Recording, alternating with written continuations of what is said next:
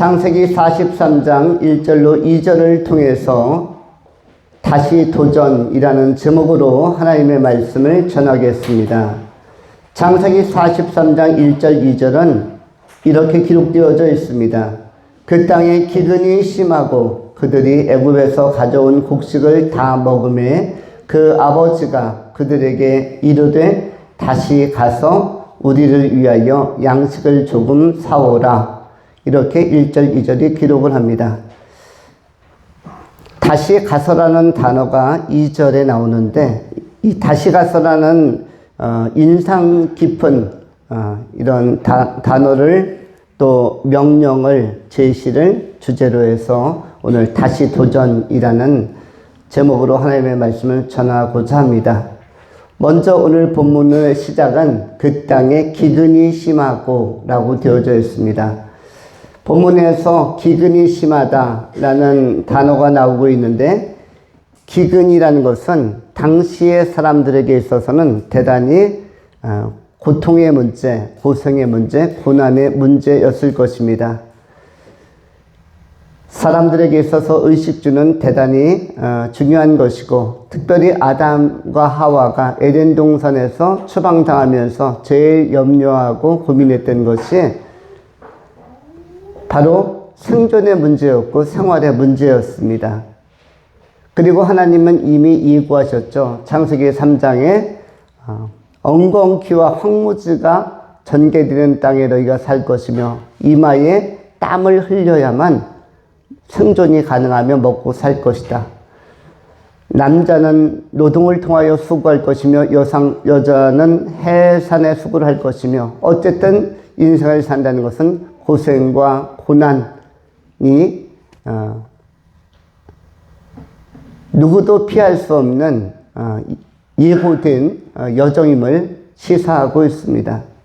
하나님의 선언에 의하여 모든 인생은 이 고난의 여정, 고난의 행군을 계속하고 있는 것입니다.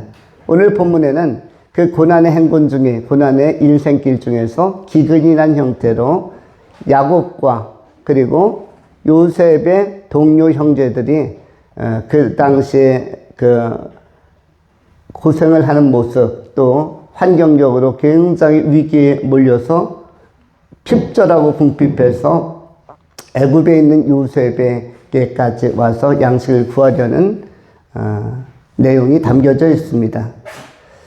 오늘은 고난주일이기도 합니다. 예수님께서 다음 주일 부활하시는 주간인데 이번 주는 고난이 시작되어지는 순환당하시는 그런 주간이기도 합니다. 그래서 고난을 잠시 이야기한다면 모든 인간은 고난을 통해서 성숙 그리고 완성도를 높인다. 꽃이 피고 열매가 맺히고 해가 뜨거워질 때, 햇살이 뜨거워질 때 벼도 무르익고 그동안에 내적으로 충전했던 영양들이 저 흙으로부터 빨아올리고 그리고 탄소 동화작용을 통해서 열매가 나름대로 형성이 되었지만 단단하게 먹기 좋게 완성도는 어떻게 되어지죠? 고난을 통해서 마지막 추수하기 전에 반드시 오는 것이 태풍이죠.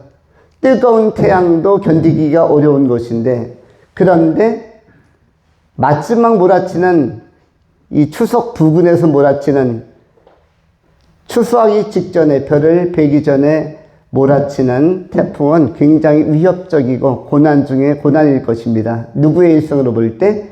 벼의 일생으로 볼 때. 벼가 우리의 식탁에 올라와서 맛있는 밥 한 끼가 되기까지 우리에게 양식이 되기까지 그들도 넘어야 하는 고난과 고비가 있는 것입니다. 또 중간중간 그 피라는 해로운 식물을 또 피에서 영양소를 공급받으며 성장해야 되는 이런 긴장도 또 벼의 일생에는 있는 것입니다. 벼뿐만 아니라 모든 성숙해가는 그 열매 맺는 그 과실이나 우리 인생도 역시 고난이라는 소재는 반복적으로 우리에게 다가오고 있는 것입니다. 고난과 고생이 많기 때문에 하나님께서는 고난이 있는 자는 하나님께로 피하라. 환난이 있는 자, 환난 날에는 하나님께 피하라라고 초청을 하고 계신 것입니다. 고난을 받고 있다는 것은 살아있다는 것이며 기회가 주어져 있다는 것입니다. 왜냐하면 사자, 죽은 자에게는 무엇도 없다? 고난도 없다. 고난을 받고 있다는 것은 어제까지는 내가 먹고 살았다. 한 끼를 먹든 두 끼를 먹든 맛있게 먹었든 아니면 억지로 먹었든 고난을 받고 있다는 사실은 나는 지금 살아있고 어제까지는 먹고 살았다는 것을 시사하고 전제하는 것이죠. 그럼에도 불구하고 우리가 고난을 피하려고 하는 것은 고난이 두 가지 요소를 가지고 있기 때문에 고난을 우리는 기피하려고 합니다. 어떤 요소이죠? 첫 번째는 고난은 불편합니다. 불편합니다. 우리는 편안하고 편리한 생활을 하길 원하는데 고난이 오면은 또 기근이 오면 핍절하면 불편합니다. 또 고난이 올 때, 또 궁핍할 때, 이러할 때 어떤 것이 또 따라오는가 하면 두 번째로는 불편함과 더불어서 수치로움이 올 수가 있습니다. 수치로움. 예를 들어서 어떤 사람이 본의 아니게 교도소 수감 생활을 해야 된다. 형 확정 판결을 받고 1년 또는 2년의 형량이 결정되고 선고가 이루어지고 감옥에 가게 되어지면 두 가지 요소가 오죠. 어떤 것이 기피할 만한 내용으로 다가옵니까? 바로 첫 번째는 불편하다. 교도소는 자신의 가정과 일상생활의 터전보다도 환경적으로 열악하기 때문에 편리하다, 불편하다? 불편하다. 그래서 교도소의 확정 판결을 받거나 수감되는 사람들은 그것 때문에 두려워합니다. 만일 교도소가 여러분의 집보다, 자신이 살았던 집보다 더 좋다. 호텔급이다. 그것도 5성 호텔급이다. 그러면은 교도소 가기를 두려워하지 않을 것입니다. 불편하니까. 그러니까 주저하고 안 가려고 하는 것입니다. 그래서 변호사도 선임해서 가능하면 형량을 줄여보고 또는 집행유예로 나와보려고 애를 쓰는 것입니다. 돈이 들더라도 변호사를 선임하는 것은 불편함을 막기 위해서. 두 번째는 교도소에 가는 사람은 수치롭습니다. 그의 죄상이 재판 과정을 통하여 하나하나 낱낱이 드러나고 또 언론 보도, 뉴스라든지 신문이라든지 모든 언론 매체를 통해서 그 사람의 인간 존재가 얼마나 죄성이 강한지, 얼마나 악행을 했는지가 낱낱이 드러나기 때문에 그 수치로움이 있어요. 이것 때문에 인간은 고난을 피하려고 하고 교도소 안 가려고 하는 것입니다. 어떤 내용이라고 했죠? 불편함과 수치로움. 그런데 이런 고난과 고생이 싫은 사람들은 이 땅을 떠나면 진짜 고생하는 길이 하나 기다리고 있는데 그것이 지옥입니다. 사람들은 고난의 극치, 고난을 표현할 때, 고생스러울 때 지옥 같다라고 이야기합니다. 참 지옥 같다. 이건 아수라, 지옥이야 라고 이야기할 때 이건 뭐다? 지옥의 특성은 뭐죠? 불편하고, 극도로 불편하고, 극도로 수치스러운 곳. 거기에 가면은 자기의 죄를 끊임없이 징벌을 받고 불타는 지옥. 또 한 가지는 뭐죠? 끊임없는 격리와 소외 속에서 고독에 치떨어야 하고 그리고 자기의 죄의 문제를 가지고 이것을 끊임없이 생각나기 때문에 죄의 정죄함을 받아서 사단마귀의 공격을 끊임없이 받기 때문에 이 징벌이 끝나지 않고 무한 징벌로 영원한 징벌, 영원한 형벌로 가기 때문에 영벌로 가기 때문에 굉장히 수치스러운 것입니다. 교회에 나오는 사람들은 영광스러운 사람인데 이 지옥에 떨어지는 사람들은 뭘 제일 반성하는지 아시죠? 내가 왜 하나님 안 믿었을까? 내가 왜 예수님 안 믿었을까? 내가 왜 교회 안 나갔을까? 이거를 영원한 벌로 계속적으로 반성하는 것이에요. 누구처럼? 가룟 유다처럼 후회하고 반성하는 것이죠. 후회하고 깨닫는 것이에요. 그러나 깨닫기는 하지만, 깨닫고 인식하긴 하지만 뭐는 안 된다? 회개는 안 되는 것입니다. 여러분, 귀신들도 예수님을 알아봅니까? 못 알아봅니까? 하나님을 믿는다라고 합니까? 안 믿는다라고 합니까? 믿는다고 하죠. 어디에서? 야고보서에서. 귀신들도 하나님을 알고 믿고 떠느니라 이렇게 기록하고 있습니다. 그런데 그 하나님 앞에서 이 죄의 문제를 대충 처리하고 또한 동시에 교회에 나가는 거 소홀히 한 사람들, 이 사람들 그 지옥에 들어가서 그 불편한 자리에서 많이 영원토록 반복해서 무엇을 한다? 후회하고 또 회한에 젖고 정죄감에 빠지는 것이에요. 그래서 천국과 지옥은 큰 차이가 나는데 교회에 다니는 것은 영광입니다. 여러분들이 교회 다닌다는 것은 대단히 의미 깊은 것입니다. 이건 우연이 아니라 하나님의 엄청난 보호.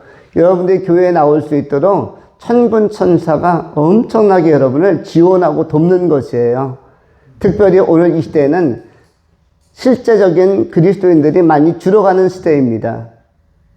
세계 교회가 전성기를 넘겼기 때문에 하강기로 접어들어가고 있어서 마지막 출소의 시기가 다가오고 있기 때문에, 그렇기 때문에 끝까지 교회 다니는 사람들은 대단한 영광이요, 그것이 영화요, 또 면류관입니다.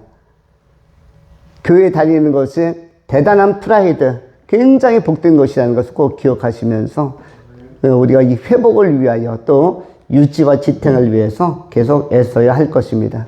고난이 싫은 사람들은 어떻게 해야 된다? 예수 믿고 천국에 가야 되며 또 교회를 통하여 끊임없이 공급을 받아야 됩니다. 마치 어머니의 태중에 있는 아이가 탯줄을 통해서 공급을 받듯이, 탯줄이 끊겨지면 아이는 사산이 되는 것이죠.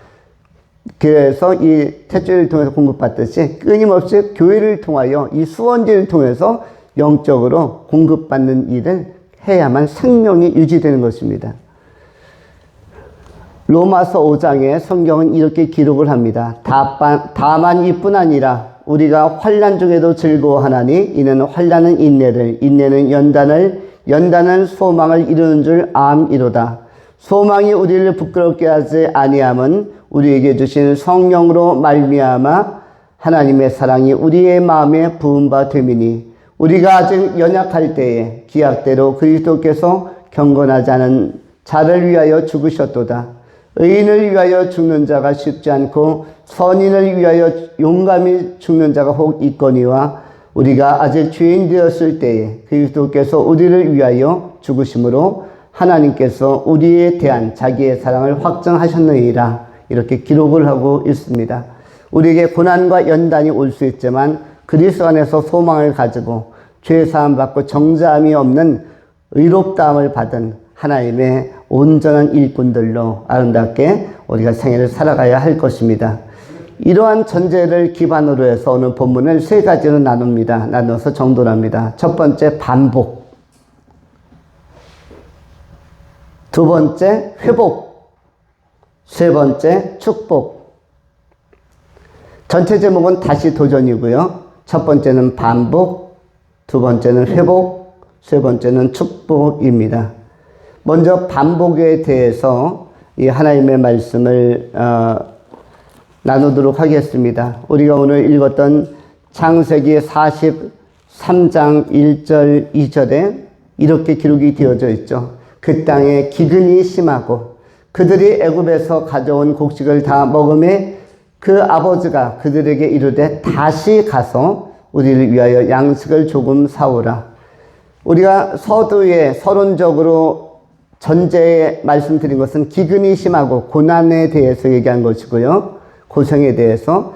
두 번째, 본론적으로 첫 번째 나눌 말씀, 다시 가서라는 단어에 주안점을 둔 것입니다. 다시 가서. 다시라는 단어는 한문으로는 제이고요. 영어로는 re라는 그 접두어를 쓰죠. 반복. 이 다시 가서라는 단어가 반복해서 두 번째 가서, 세 번째 가서라는 의미이죠. 반복은 영어로는 repetition, repeat라는 단어가 있죠. 듣고 반복해서 따라하십시오.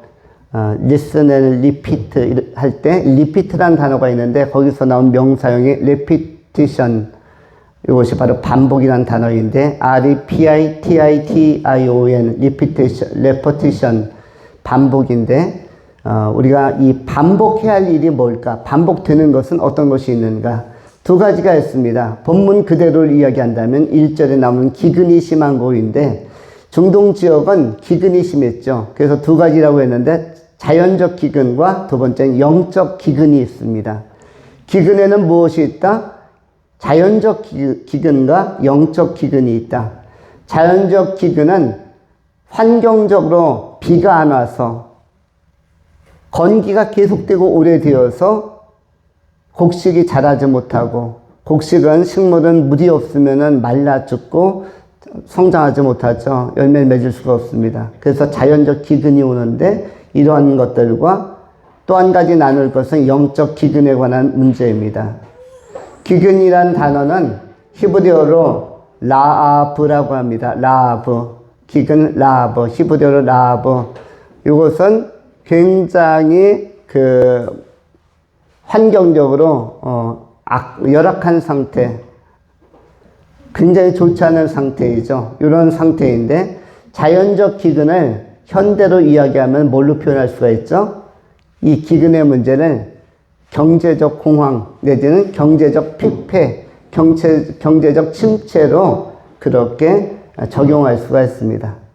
그래서 이 자연적 기근은 요셉의 시대에도 있었고, 그 다음에 역사의 곳곳에 이 기근, 또 우리 대한민국만 해도 조선시대 말 춘공기가 항상 왔기 때문에 그때 정조대왕, 영조대왕, 훌륭한 왕들도 구황작물이라는 것을 외국에서 수입을 해왔습니다.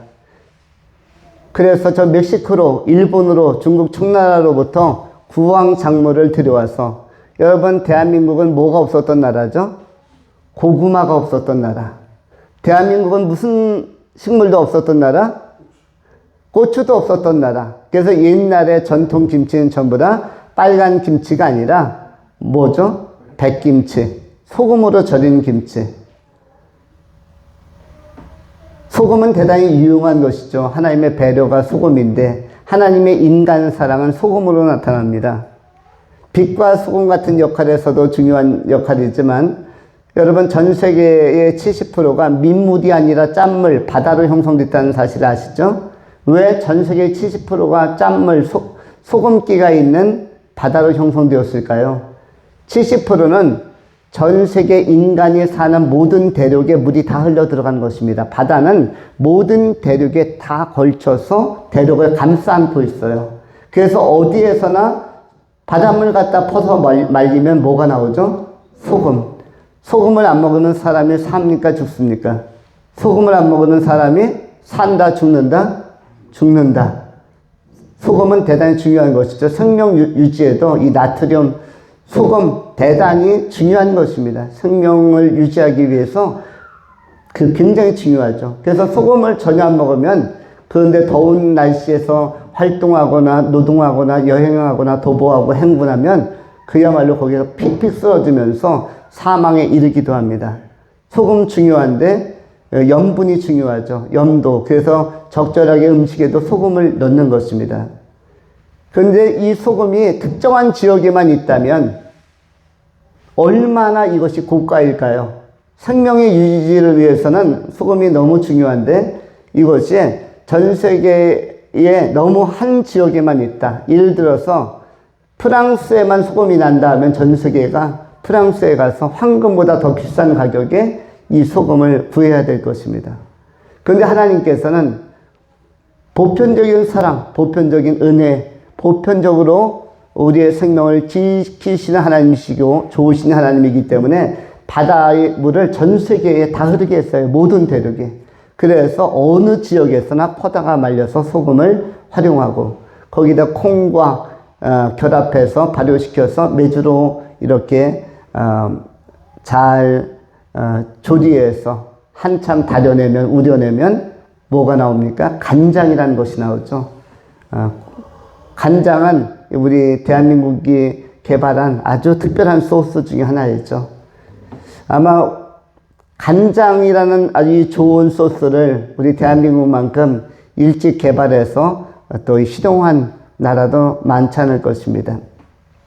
여러분, 한국에만 있는 그 몇몇 특이한 것들이 있습니다. 간장도 그런 것들이고, 지금은 이제 동남아나 아마 세계적으로도 간장을 유입하는 나라들이 생겼을 겁니다. 그런데 또 하나가 있죠.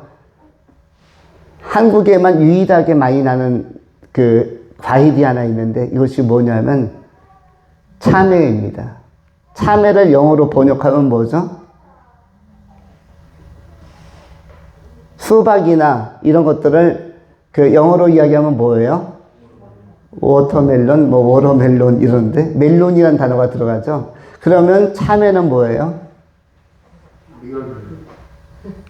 리얼멜론? 아니면 옐로우 멜론? 참외를 영어로 뭐라고 하죠? 여기 뭐 토익 950, 뭐 900 이렇게 850 만드는 사람도 있을 것 같은데 참외를 뭐라 그럽니까? 코리아 멜론. 코리아 멜론이에요. 이 코리아 멜론 내지는 코리안 멜론 참외는 한국에 나는 고유한 열매예요. 이거는 다른 나라에 없습니다. 간신히 지금 중국에서 조금 참외 가져다가 조금 버티고 있고요. 일본에 가면 있을까 말까 참외는 대한민국에서 나는 아주 고유한 그 특산물이라고 할 수가 있습니다. 코리안 멜론. 그래서 참외는 번역도 코리안 멜론으로 합니다. 그런데 간장도 마찬가지죠. 다른 나라가 소금만 쓸 때 우리나라 사람들은 콩과 간장을 또 빨간 고추를 또 거기다 쑥덩이까지 집어넣어가지고 1년, 2년 발효시켜서 코리안 소스, 간장을 아주 제대로 만들어서 요즘에는 회를 초고추장에다 이렇게 찍어 먹는 사람도 많지만 간장에다 찍어 먹는 분들도 많이 있어요. 그만큼 간장이 매력적인 요소로 짠맛을 내주고 있습니다. 이 소금 이런 것들이 잘 개발되고 하나님의 배려 속에서 공급이 되었는데 지금 이야기하려고 하는 것은 뭐냐면 우리나라가 너무 어려웠던 시기에 정조시대나 이런 열린 마인드를 가지고 열린 마음을 가졌던 왕들이 이런 고추 그리고 고구마, 옥수수, 감자 같은 부황작물들을 들여와서 먹거리, 춘공기를 좀 넘어서게 한 것입니다. 근데 그것이 불과 300년도 안 된 이야기예요. 그러면 그 이전 사람들은 너무너무 어려웠다는 것을 의미하죠. 너무너무 어려웠다. 먹거리 문제에 있어서 겨울철만 되면 아주 어쩔 줄을 모르는, 그래서 60세, 70세를 넘기기가 굉장히 어려웠습니다. 왜냐하면 영양실조도 많이 걸리고 영양실조에 걸리다 보면 면역력도 떨어져서 질병을 견뎌내기 어려워서 홍역이나 콜레라나 장티푸스 같은 거 또 유행하는 질병들, 독감들 들어오면 꼼짝을 못했습니다.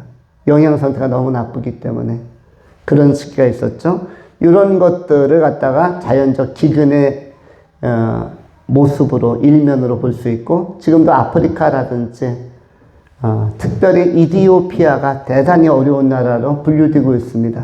요즘은 동남아 뭐 파키스탄이나 네팔 이런 데보다 어디가 더 어렵다 그러죠? 아프리카에 있는 나라들, 그 함의 그 후예들, 그 중에서 이디오피아 같은 나라는 내전을 겪으면서 너무너무 어렵다. 거기다 토양도 안 좋아서 토양도 안 좋고 물도 안 좋아서 흙탕물을 가지고 굉장히 고전하고 있는 것을 보게 되어집니다. 그래서 기근이라는 것은 현재에도 있는데 바로 이런 것들을 갖다 자연적 기근이라고 하고 자연적 기근이 반복되는 것처럼 또 경제적 기근도 있다. 경제적 기근은 뭐냐면 사업이 잘 되었다가 안 되거나 성공했다가 실패하거나 흥했다가 망하거나 이런 것이 사업의 특성인데 현대인들은 투자를 많이 하기 때문에 투자했다가 예상 밖으로 열매를 못 거두는 경우도 많습니다. 주식이든 일반 사업이든 또 일반 창업이든. 그래서 공직에 있다가 또 회사 생활 하다가 은퇴자금 받아서 퇴직금 받아서 이렇게 개인 사업이라든지 식당이라든지 여러 가지를 개업하다 보면 잘 되는 경우도 많이 있지만 전문적인 노하우로 젊을 때부터 준비해 오지 않은 분들은 갑자기 공무원이나 군에 있다가 퇴사해서 딱 그 자금이 있다고 해서 인테리어하고 그 개업을 하면은 거기에서 1년, 2년을 지탱하지 못하는 경우가 굉장히 많습니다. 그런 경우가 뭐죠? 경제적 기근이 올 수도 있습니다. 자연적 기근, 경제적 기근. 또 한 가지는 무엇이 있겠습니까? 영적 기근이 있습니다. 영적 기근. 영적 기근은 뭐냐면 우리가 성령 충만하고 영적으로 굉장히 상승세에 있다가 하나님의 은혜를 사모하며 천국, 내가 주님만 위하여 살겠다 하다가도 어느 날 우리의 마음이 고갈되어서 우리의 심령이 메말라지고 강팍해지고 마음이 단단해지는 경우가 있을 수가 있습니다. 이사야서 57장에 어떤 단어가 나오냐면 57장 17절에 그의 탐심의 죄악으로 말미암아 내가 노하여 그를 쳤으며 또 내 얼굴을 가리고 노하였으나 그가 아직도 패역하여 자기 마음의 길로 걸어가도다. 자기 마음의 길로 걸어가도다. 이것이 이사야서 57장 17절에 나오는데 자기 마음의 길로 걸어가는 경우가 많습니다. 하나님께서 인도하시는 길, 하나님께서 지도하시는 길을 올바르게 따르는 것이 아니라 성령이 인도하시는 길을 따르는 것이 아니라 자기 마음의 길로 세상 깊은 곳에 또 탐심과 타락의 길로 가다가 영적으로 기근을 만나는 경우도 있습니다. 원래 우리의 마음에는 성령의 충만함과 성령의 생수의 강이 흘러야 하는데 그 의의 길, 생명의 길로 가지 못하고 진리의 길로 가지 못하고 복음의 길로 가지 못하고 천국 가는 그 길로 가지 못하고 정도를 벗어나 마음의 길을 따라 행하다가 우리의 마음이 메말라지는 이 영적 기근이 올 수도 있습니다. 한국교회도 영적 기근이 와 있다고 볼 수 있고 세계교회 영적 기근이 와 있는데 우리가 이 영적 기근도 우리가 잘 넘어서야 할 것입니다. 영적 기근을 넘어서는 것은 뭐죠? 현재의 영적 기근을 넘어서는 대안은 뭘까? 요셉은 7년 풍년기에 7년 충년기를 대비했죠. 마찬가지로 우리에게도 영적 기근이 올 것이 예상된다면 무엇을 해야 되겠습니까? 그것은 과거의 기도가 현재 영적 기근을 넘어설 수 있게 하는 것입니다. 과거에 충만했던 기도가 현재의 영적 기근과 문제를 해결할 수 있는 돌파구가 될 수가 있고 그 자문쇠를 열 수 있는 열쇠가 될 수 있는 것입니다. 마스터키가 될 수 있는 것이죠. 물론 우리가 현상적인 기근, 자연적 기근, 자연적 경제적인 피폐를 넘어서기 위해서는 뭘 하죠? 저금이나 저축을 하기도 하고 또 건물이나 땅에 다수의 투자를 하는 경우도 있습니다. 젊은 사람들은 뭐 비트코인이라든지 이런 데 투자하는 사람도 있는 것 같습니다. 그런 것은 뭐에 관한 일환이냐 하면은 뭐에 관한 모색이냐면 자연적 기근, 경제적인 기근에 대한 현대적 대안이라면 영적 기근은 뭘로 넘어설 수 있다? 과거의 충만한 기도로 현재의 이 영적인 기근을 넘어설 수 있다. 이것을 기억하면서 오늘날 우리가 때로는 영적으로 침체하고 다운이 되어 있지만 그래도 견뎌낼 수 있는 것은 무엇이다? 그래도 믿음 생활할 수 있는 것은 과거에 우리가 은혜 받았을 때 충만했을 때 해놓은 기도들이 현재 우리를 지탱하고 유지해가고 있는 것입니다. 기도가 범사의 기근을 이겨내는 대안인 줄 알고 기근, 라합을 이겨낼 수 있는 기도의 영성을 가지고 다시 한번 도전하고 반복해서 하나님 앞에 나아가는 그 은혜로운 종들 다시 한번 회복하는 그런 귀한 성도님들이 될 수 있기를 축원합니다. 두 번째로 회복에 관한 것입니다. 회복이라는 단어는 회복이라는 단어는 영어로 표현하면 recovery 또는 restoration, recovery라는 그 단어가 있죠. 그 restoration이라는 단어도 있는데 이것이 회복에 관한 것입니다.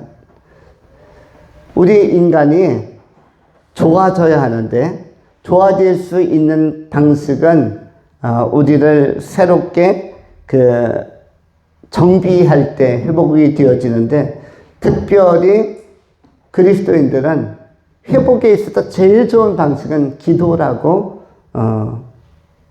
성경을 통해서 발견할 수 있습니다. 기도는 하나님께서 우리 인간을 회복하는 가장 직접적이고 좋은 통로, 그것이 기도라고 말씀하고 있습니다. 기도 이외에는 다른 이유가 나타나지 않는다는 것은 기도가 얼마나 능력이 있고 기도가 얼마나 권세가 있는 그런 하나님께서 우리 인간에게 제시하신 아끼는 방식인지를 알 수가 있습니다. 기도는 과거의 기도가 현재의 궁핍과 현재의 문제를 해결하는 데 유용하고 효과적으로 작용했다면 현재의 기도는 언제 좋은 결과로 나타날까요?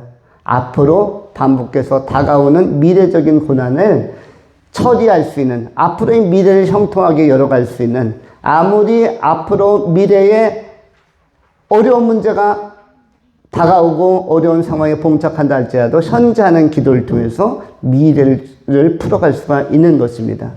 그래서 미래를 예비하는 예비성이 튼실하고 그리고 미래를 정말 평안하게 살기를 원하는 사람들은 우리가 미래에 어떠한 돌발적인 상황이 와도 아무리 어려운 기근이 와도 나는 미래에도 평안하게 살겠다라는 사람들은 현재 어떠한 선택을 해야 합니까? 현재 기도하는 선택. 현재 기도를 할 수 있는 사람이 능력자요. 기도를 많이 하는 사람이, 실제적으로 하는 사람들이 지혜자라고 할 수가 있습니다. 그래서 우리가 과거 지향적 기도, 과거에 했던 기도는 현재의 문제를 해결하지만 미래 지향적 기도, 현재 하는 기도는 미래를 축복할 수 있다.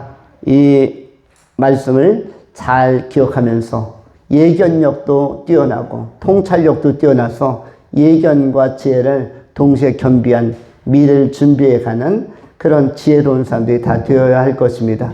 경제적 미래는 저금이나 적금으로 준비해 가겠지만 그러나 이 영적 미래는 어떻다? 바로 기도하면서 준비해 가야 할 것입니다.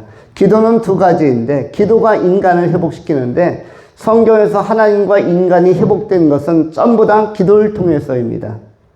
회개의 기도를 통해서 야곱도 또 요나도 모든 회복은 기도라는 단일 통로를 통해서 유일한 통로를 통해서 회복이 되어집니다. 그리고 회복되어지면 기도를 통해서 회복되어지면 더 단단해집니다. 그리고 더 건강해집니다. 기도는 두 가지로 나눌 수 있는데 첫 번째는 필요적 기도가 있고 두 번째는 관계적 기도가 있습니다. 필요적 기도는 뭐냐?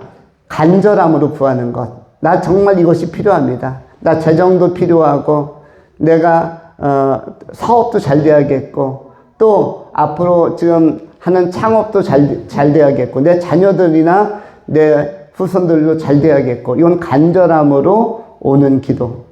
내 몸도 좀 건강해져야 되고 이건 간절함으로 오는 것은 다 필요적 기도라고 합니다. 동시에 관계적 기도라는 것이 있습니다.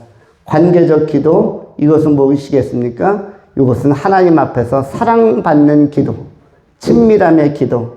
필요적 기도가 간절함의 기도라면 관계적 기도는 친밀함의 기도인데 친밀함의 기도는 바로 하나님 앞에 사랑받고 인정받는 형통함을 가져오는 축복을 가져오는 기도가 관계적 기도라고 할 수가 있습니다. 어떤 차이가 있을까요? 어떤 특성이 있을까요? 필요적 기도는 내가 필요할 때, 내가 상황에 위기였을 때, 몰렸을 때, 기도 제목이 있을 때, 문제가 발생했을 때만 가끔 기도하는 것, 가끔 무릎을 꿇는 것, 가끔 예배실을 찾는 것, 이것이 필요적 기도이고요. 이건 간절해서 기도 외에는 방법이 없는 것 같아서, 기도 외에는 다른 이유가 나타나지 않을 것 같아서 하는 기도가 뭐다? 필요적 기도. 일반적으로 이런 기도를 많이 하죠. 이른바 화살 기도라고 하는, 화살을 즉시 화살 통해서 꺼내서 장전해서 발사하는 것처럼 목표물 새라든지 토끼라든지 사슴이라든지 아니면 적이라든지 그 목표 대상이 나타나면 화살 통해서 즉시 뽑아서 쏘는 것을 화살 기도라고 하는데, 이렇게 즉시 뽑아서 하는 기도, 내 입술에서 마음에서 뽑아서 바로 하나님께로 쏘아 올리는 그러한 기도를 화살 기도라고도 이야기하죠. 이런 것은 필요적 기도입니다. 우리가 간청하며 기도하고 강청하며 기도할 때 하나님께서는 이 기도를 다 들어주신다라고 예수님의 그 비유를 통해서도 말씀해 주십니다. 그런데 그것보다 더 원숙하고 고상하고 고미하며 수준 높은 기도는 관계적 기도입니다. 성경에는 친밀함, 친밀감이라는 단어가 여러 번 나옵니다. 구약 성경 여호수아의 하나님과의 관계, 모세의 하나님과의 관계, 다윗의 하나님과의 관계 안에서 친밀이라는 단어가 많이 나오고 있는데, 하나님과의 친밀감은 대단히 행복한 요소라고 할 수가 있습니다. 인간이 평안을 누릴 수 있고 행복을 누릴 수 있을 때, 은혜를 많이 받을 때 이것은 바로 친밀이라는 형태로 나타나는데, 친밀함을 나타나게 하는 이 기도가 있습니다. 그것은 뭐냐면 화살 기도가 아니라 범사에 하는 기도, 감사의 기도입니다. 또 사랑의 기도입니다. 기도는 하나님과의 대화이기 때문에 양이 많이 필요하다고 했죠. 여러분, 여러분과 친밀한 사람들이 있다면 누구와 친합니까? 여러분에게서 친밀한 사람이 있을 것입니다. 우리 장로님도, 안병기 집사님도, 김웅철 집사님도, 정혜숙 집사님도, 우복란 집사님도 친밀한 사람도 있을 것이고, 최은채 양도, 이하은 양도, 이하진 양도, 우리 조하늘 양도 친밀한 사람들이 있을 것입니다. 조아람 군도 친밀한 사람이 있을 거예요. 누구랑 친합니까? 수시로 대화할 수 있는 사람. 수시로 말을, 전화도 할 수 있고, 전화를 받을 수도 있고, 수시로 밤 2시에 전화해도 신뢰가 되지 않는 사람. 12시 넘어서 전화하면 대부분 실례이죠. 그런데 그때 전화해도 기쁘게 받을 수 있는 사람. 평소에 뭐가 많은 사람들이죠? 대화가 많은 사람. 5년 동안 전혀 전화 한 통 없다가 갑자기 밤 2시에 전화한다. 그러면 평안합니까? 황당합니까? 황당무계라고도 하죠. 친밀함이라는 것은 뭐냐면 이 편안하게 대화할 수 있는 양과 비례합니다. 거기에는 하나님과 주고받는 그 감사의 기도, 범사의 감사, 그리고 수시로 하는 기도 생활, 이것이 필요한데, 하나님 앞에 범사에 감사하고 또 범사의 사랑을 고백하고 지금까지 지내온 거 너무너무 감사합니다. 또 주님께서 주신 몸 너무너무 감사합니다. 우리 몸 안에서도 혀, 눈, 코 너무너무 감사한데, 이것들이 우리에게 행복감을 가져다 준, 또 여러 정보와 능력을 가져다 준 것이 너무나 많습니다. 내 눈이 건재했기 때문에 많은 책이나 정보를 보고 또 자연을 보고 영화나 이런 감상할 만한 것들을 보고 내게 가져다 준 행복감이 너무 크고요. 내 귀, 청력이 살아있음으로 말미암아 아름다운 소리, 새소리, 물소리, 음악소리, 연주소리, 가수의 공연소리, 시에 낭송하는 소리, 이런 것을 나한테 전달해 줘서 내가 느끼는 행복이 너무 크고요. 또 혀가 제 기능을 했기 때문에 맛있는 음식이 만들어졌을 때 미각을 제대로 맛보게 했기 때문에 느껴지는 행복이 너무 크고요. 우리 장기들이, 우리 심장이 잘 뛰어줘서, 혈관이 잘 흘러주어서, 위장이 잘 소화시켜줘서 포만감 느끼면서 참 잘 먹었다 할 수 있는 것들 너무 감사하죠. 내 발바닥이 잘 내 무거운 몸무게를, 점점 늘어나가는 체중을 지탱해주는 발바닥 얼마나 고맙습니까? 그 얇은 발바닥이 나의 시간이 갈수록, 세월이 갈수록 늘어가는 체중을 너무 잘 지탱해주고 있지 않습니까? 고맙지 않습니까? 내 뼈들. 너무너무 나를 아직도 밸런스 있게, 균형 있게 내 몸을 잡아주는 뼈들 고맙고, 근육들도 참 고맙습니다. 그래서 고마운 것이 한두 가지가 아니고요. 머리카락도 고맙죠. 여러분 지금 현 상태에서 머리카락을 전부 제거한다고 생각해 보세요. 남자들은 그나마 짧게 머리 깎으니까 충격이 덜하지만 여성들 현재 있는 상태에서 머리카락 전부 제거해서 그런 상태라면 그것도 또 얼마나 내 외모에 영향을 미치겠죠. 그러면 그것도 다 고마운 것이 한두 가지가 아닙니다. 하나님 앞에 또 우리의 가족들이 형성된 것도 고맙고, 좋은 친구와 동료들이 있는 것도 고맙고, 예배 생활 할 수 있는 것도 고맙고, 이런 범사에 감사함, 또 일용할 양식이 있어서 고맙고, 감사함을 수시로 표현하는 친밀함의 기도, 그 사랑의 기도, 사랑의 고백, 이것도 굉장히 중요한 것입니다. 이런 것들은 여러분이 계속 사랑받으면서 평안하게 삶을 살 수 있는 지혜로운 선택이라는 것을 꼭 기억해야 할 것입니다. 이 두 가지 기도를 통해서 여러분들은 어떻게 된다? 회복이 된다는 것입니다. 야곱도 이렇게 회복이 되었고, 베드로도 그렇게 회복이 되었고, 바울도 회복이 된 것이며, 모든 곤고했던 사람들이 아무리 기근을 만나도 다 회복이 되는 것입니다.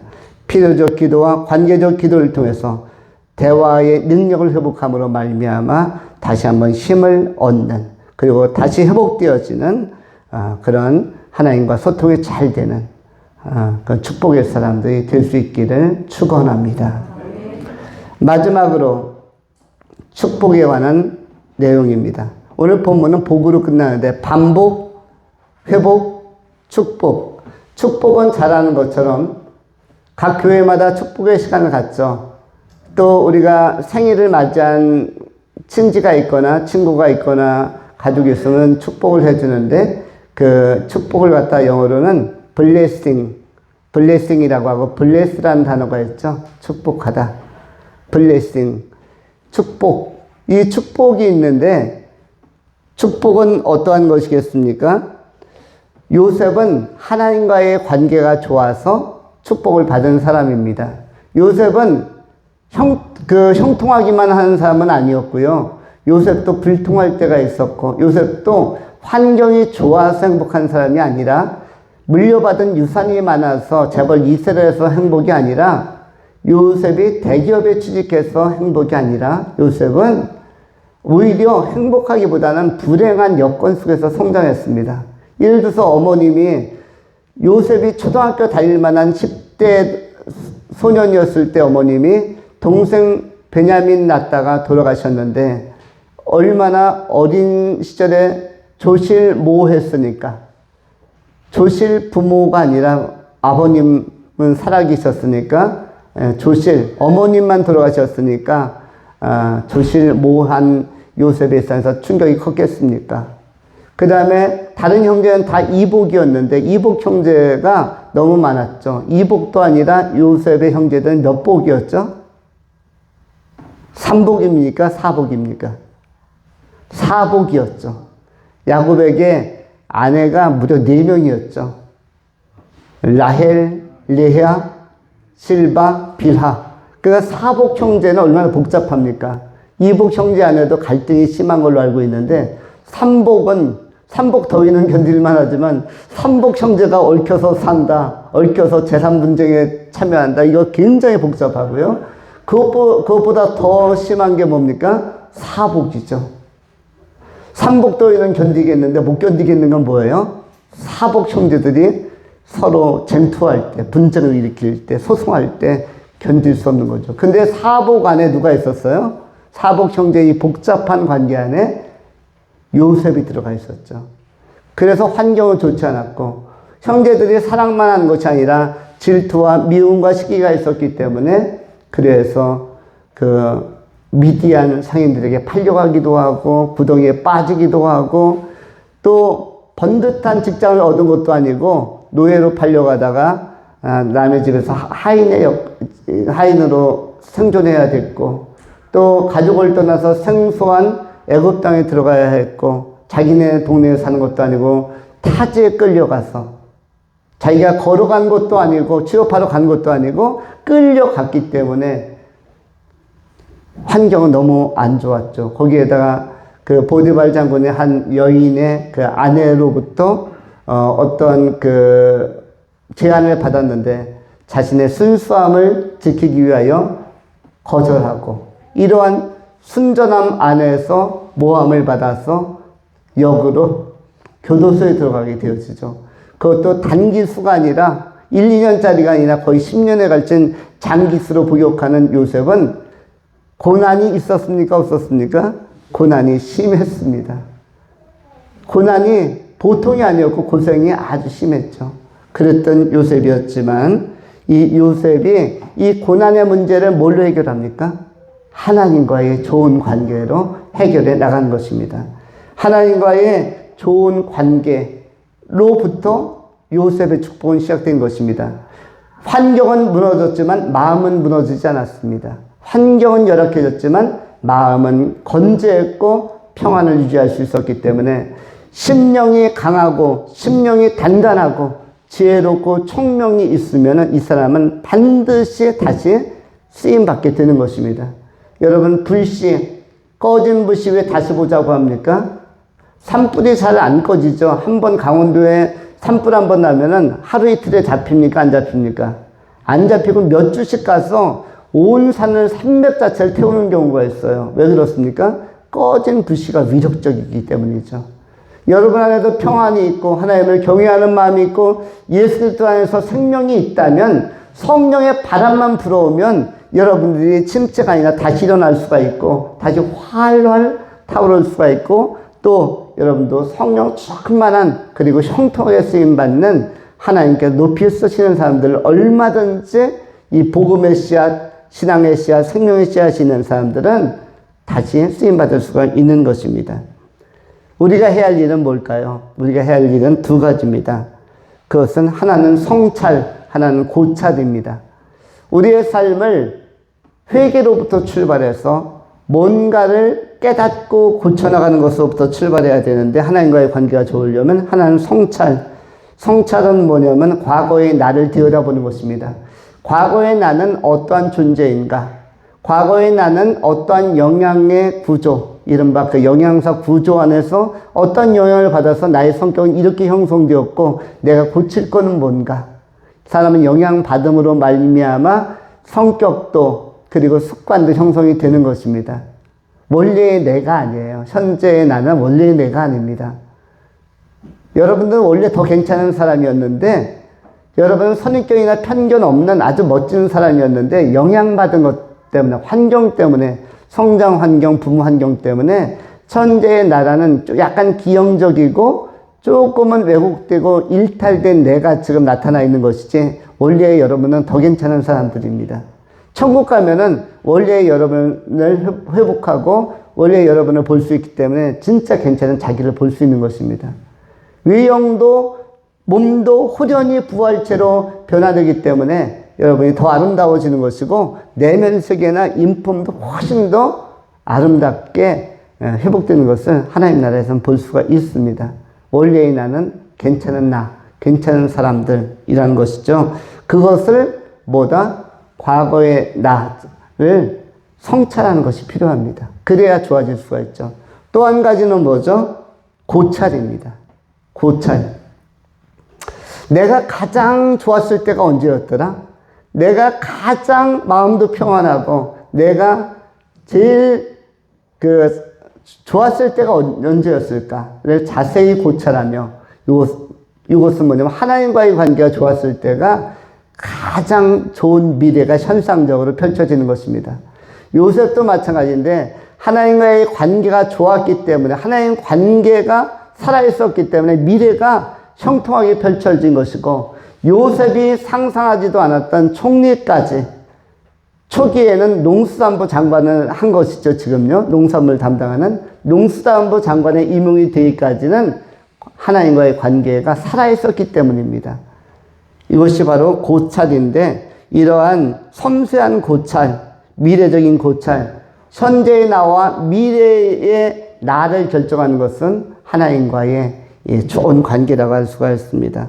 하나님과의 관계를 잘 가져가는 것은 하나님을 경외하는 마음으로 나타난다. 이것을 우리가 말씀을 통해서 지난주에도 상고하였습니다. 하나님의 끊임없는 격려와 위로와 칭찬 안에서 힘을 얻고 하나님께 명성과 칭찬을 받는 사람으로 하나님께서 여러분의 자존감과 또 여러분의 그 자존심을 지켜주는, 내가 내 자존심을 지켜주는 것이 아니라 하나님이 지켜줄 때를 자존감이라고 하는 것이죠. 내가 내 자신의 삶에 대해서 주장하는 것은 자존심은 고집으로 나타나는 것이고요. 자존감은 하나님이 내 위상과 품위와 품격을 지켜주는 것이에요. 내 인생 너는 충분히 괜찮고 충분히 멋지고 충분히 가능성이 있다. 내가 너를 인정한다. 이렇게 하나님이 인정해 주는 것은 바로 자존감의 향상으로 활성화로 나타날 수가 있고, 하나님 나라에서 하나님께서 우리의 품위를 높여준 것은 무엇입니까? 칭찬과 상급인데, 명성인데 하나님께서 이런 복을 우리에게 다 주시는 것입니다. 요셉에게는 지상의 복도 지금 축복으로 나타내어 주셨습니다. 하나님과의 관계가 좋으면 천상에도 상급을 누리며 축복은 계속 진행이 되는 것입니다. 요셉과 같은 믿음을 가지고 살고자 하는 우리 삶에게 모든 성도님들 안에 지상에서도 형통한 미래가 펼쳐지고 천상에서는 상급이란 형태로 놀라운 복이 주어지는 축복의 한복판에서 살아가는 행복자들이 다 될 수 있기를 축원합니다. 기도하겠습니다.